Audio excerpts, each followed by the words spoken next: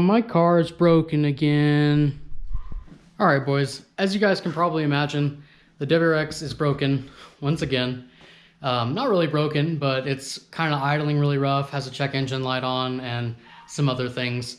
So today we're going to be kind of diving into it, diagnosing it a little bit. I'll show you guys the proper ways to diagnose a mass airflow sensor, which is usually a big problem on these turbo Subarus. So I'll show you guys that, and then maybe we'll cut up the bumper to put the bumper back on.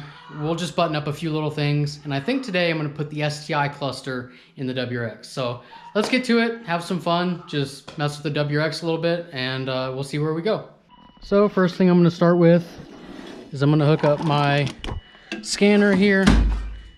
We're going to see what the check engine light is, and then we are going to start step one in the process of diagnosing the mass airflow sensor. So let me plug it in, hook it up, get her started, and I'll show you guys step one. Cool, so it might be a little hard to see, but right here we have our live data kind of options here that we want to see live data from. And I've chosen airflow rate from mass airflow sensor. So I've got that one selected. I'm gonna hit OK. And then so right now, it says value is 1.22 grams per second, but I'm not sure how accurate that is since the car is off. Let's go ahead and turn it on.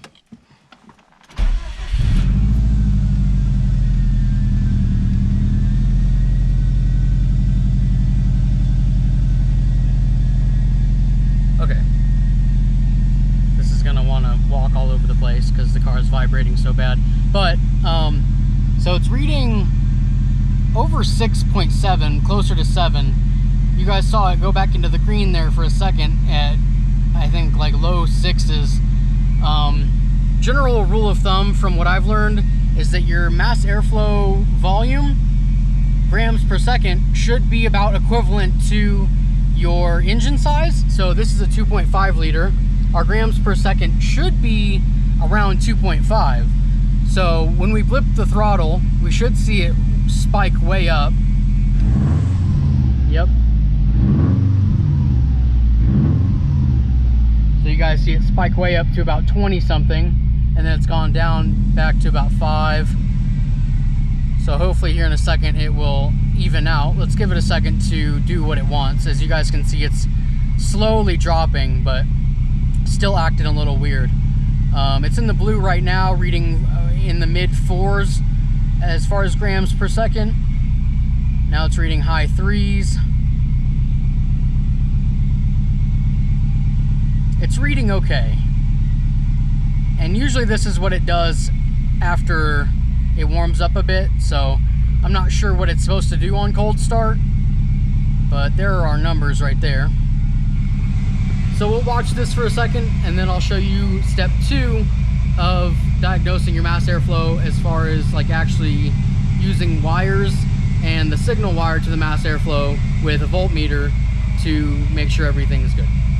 So let's watch this for a second, see what it kind of evens out at, and then we'll go to the next step.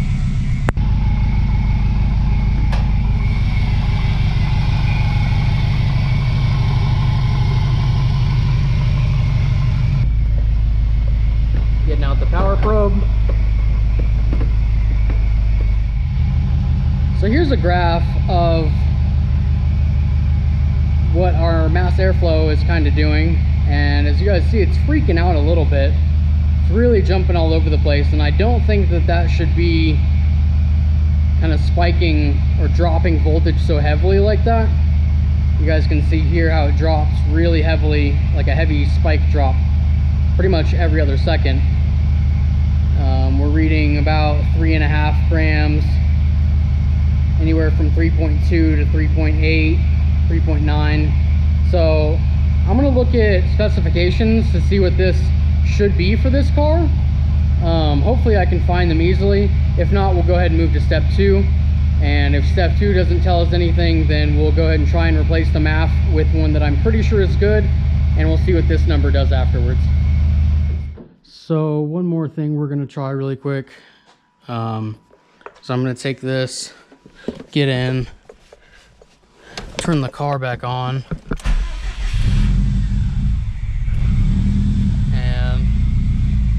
mass airflow should read a lot higher. I think it's set around 25. Okay, there it goes. So at idle, your mass airflow is supposed to read anywhere from 2 to 7 grams per second. So this 3.8, whatever, this mid threes is pretty good. And then it says around 2,500 RPM, it should read anywhere from 15 to 25 grams. So let's hold it at 2,500 RPM for a second.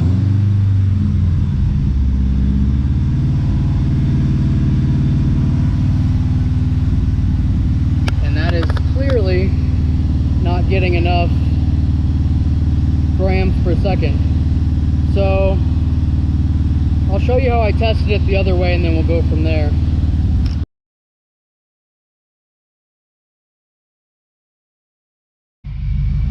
Okay, so we've got the filter off of the air intake, and we're reading a little bit lower now, like low threes, sometimes dipping into the twos.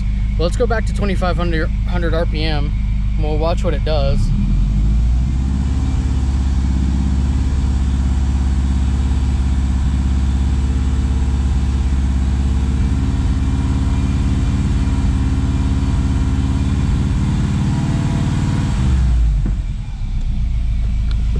Yeah, so that's not right.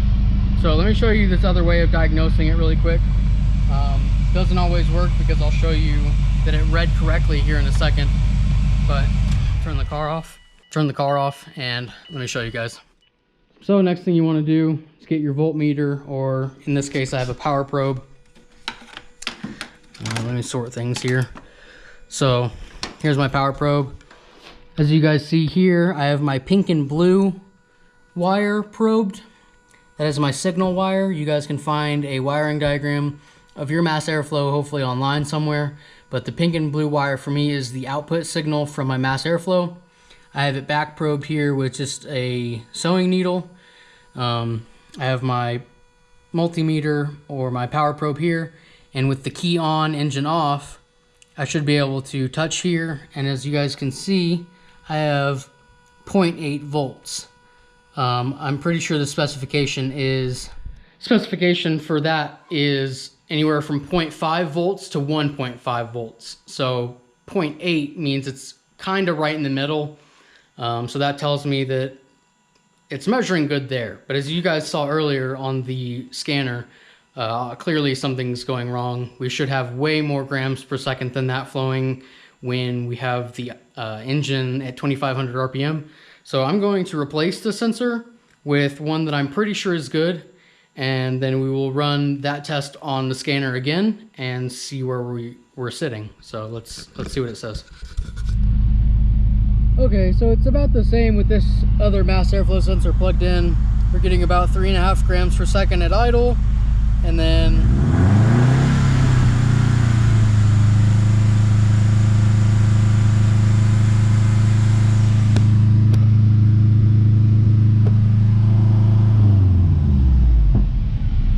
that about 12 or 13 at like 3,200, 3,300 RPM. So maybe that's within spec. Everything I'm reading says it should be about 15 to 25 grams per second with it at 2,500 RPM. So I don't know if maybe it's just because it's a turbo Subaru, or if that's within spec for a Subaru or what. I'll have to do some more research. But I mean, it seems to be running fine. I'm gonna clear the check engine lights and I guess run it for a couple days and let you guys know kind of if any check engine lights come back on, we might have another problem. It was running lean as well, so hopefully that isn't there's a bunch of things that could be on this turbo Subaru. I couldn't find any vacuum leaks like you guys saw in the last video. I'll link it up here. So if you guys have any tips on getting that to read correctly or finding my vacuum leaks, please let me know down in the comments. But I think that's going to do it for our diagnostic of the mass airflow. I replaced it with that other one and it's still acting funny, but it's idling okay. So let let me check this check engine light, and hopefully it's just for mass airflow sensor voltage because I had it unplugged. I'll let you know in just a second, and then we'll move on to something more fun.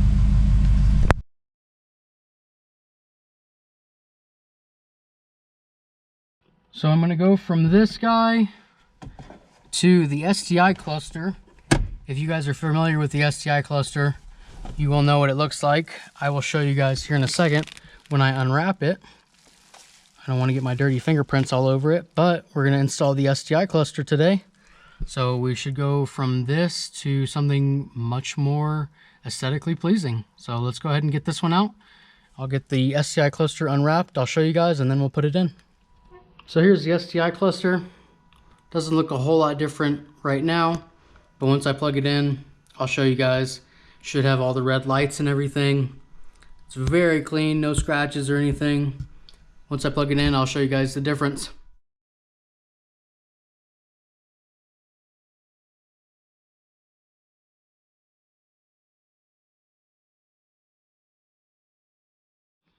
Bro, I am so bummed. I don't think this is gonna work. The connector over here on this side doesn't match up with the connector from my stock WRX. So only the one in the middle and the one on the right hand side will actually plug in. So I guess let's plug in the key. And anyway, so we got the key on, and I guess we'll turn it and see what gauges function and which ones don't. NANI?! Well, there's the STI cluster. It's pretty sexy. But as you guys can hear that beeping, I don't think this is gonna work. Let's start it and see what it does.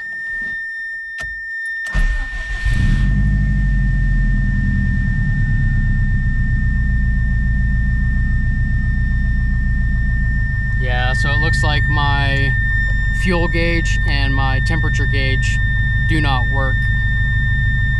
So that sucks. I guess we'll have to find a different STI cluster, one that works with this year of WRX. Man, I was really hoping to get this thing in. I got this for a really good price, and yeah, I guess it's not gonna work. I'll do some research though, and we'll get it worked out. All right, boys. I think that's pretty much gonna do it for that part of the video. Pretty much done with the WRX for now. Might be going to trade it for a truck tomorrow. Bombastic side-eye, not sure. Let me know what you guys think of that. It'll be a 2012 Chevy Silverado, but if I do, you guys will see that coming up. But for now, let me know your thoughts on trading this thing. If I do trade it, I'm going to need y'all's suggestions on what the next project car should be. I have a few things in mind, but I'm not really sure yet. So let me know your thoughts down below. Let's go inside. I'm gonna open a package. I'll let you guys know what we're gonna do with it, and then we're gonna end off the video. So let's go see that. Some of you guys might be able to guess already what this is, but if not, let's open it up. Once we get it open, I'll let you guys know what we're doing with it. But let's struggle with this for a minute, see if we can get it open easily.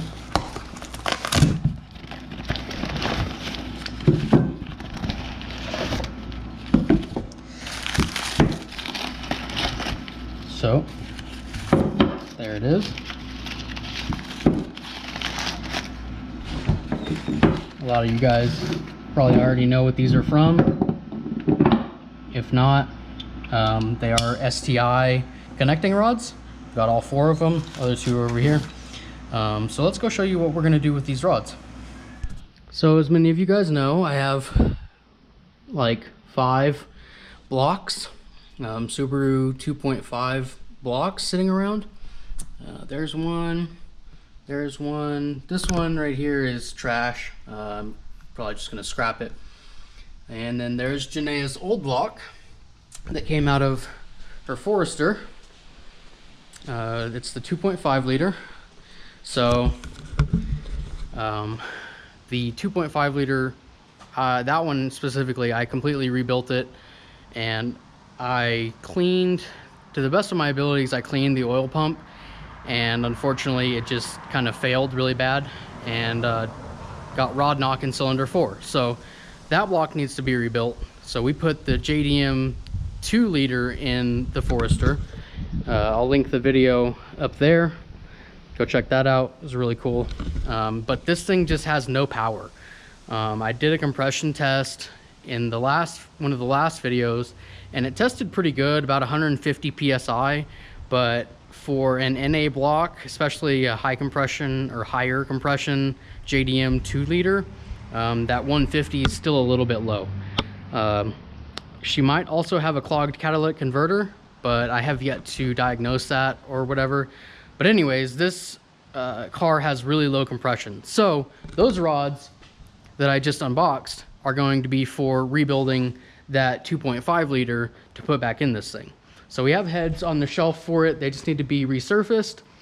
I have a crank for it. It might need to be polished. And if not, I have a crank that's known to be good that I paid a couple bucks for the other day. I just need the guy to bring it down to me from Denver. And then other than that, we just need bearings, and I think that's it. And we can rebuild it and put it back in. So should give the car some more power, and she plans on keeping it for a while. It smokes really bad, so we'll do a whole reseal on it when we put the 2.5 back in and everything, and it'll be good to go. But that's pretty much it. I have one more thing I'm going to show you guys, so let's go inside and see the little one, because I realized I haven't introduced you guys to Bandit. There's Atreus. You guys know him. But where'd he go? Oh my goodness, there he is. Hold on. You guys know Atreus, the shop dog, but here's Bandit. Hi, Bandit. Come here, Bandy. He's a little scamper. He tries to bite me every chance he gets. And his mom. Anyways, this is my girlfriend's dog, Bandit, like Bandit from Bluey. He's adorable, but we call him an alligator or a shark because he literally chomps and bites every chance he gets. He's a cute little guy, and this is actually his first time being in the backyard. Atreus, be nice.